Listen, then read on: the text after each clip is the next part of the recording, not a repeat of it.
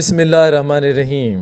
میں ہوں محمد ضیاء الحق اور آپ دیکھ رہے ہیں F S media network. خبر شامل کرتے ہیں مظفر آباد سے۔ Senior member board of investment Azad Jammu Kashmir Chaudhry Pervez Ahmed Warraich نے کہا کہ ملک میں وفاقی حکومت پالیسیوں کے نتیجے میں ٹیکسٹائل انڈسٹری بحران کا شکار ہو گئی ہے۔ پالیسی سازوں سمیت فیکٹری مالکان کی ٹیکسٹائل ملیں بند ہونا شروع ہو گئیں۔ ان خیالات کا اظہار انہوں نے میڈیا سے خصوصی گفتگو کرتے ہوئے کیا۔ انہوں نے کہا کہ موجودہ حکومت کی صنعت دشمن پالیسیوں کے نتیجے میں اب تک 100 کے قریب لارج اسکیل ملیں بند ہو چکی ہیں، جن میں 50 کے قریب ٹیکسٹائل ملز بھی شامل ہیں۔ بند ہونے والی فیکٹریوں میں پالیسی سازوں کی فیکٹریاں بھی شامل ہیں۔ فیکٹریاں بند ہونے سے ہزاروں کی تعداد میں لوگ بے روزگار ہو چکے ہیں۔ انہوں نے کہا کہ بجلی اور گیس کی قیمت میں 170% تک اضافہ اور حکومتی پالیسیوں کے سبب فیکٹریاں بند ہو رہی ہیں۔ انہوں نے کہا کہ جو بجلی کے نرخ سن 2022 میں 16 روپے تک تھے، آج بڑھ کر 42 روپے تک پہنچ چکے ہیں۔ انڈسٹری کو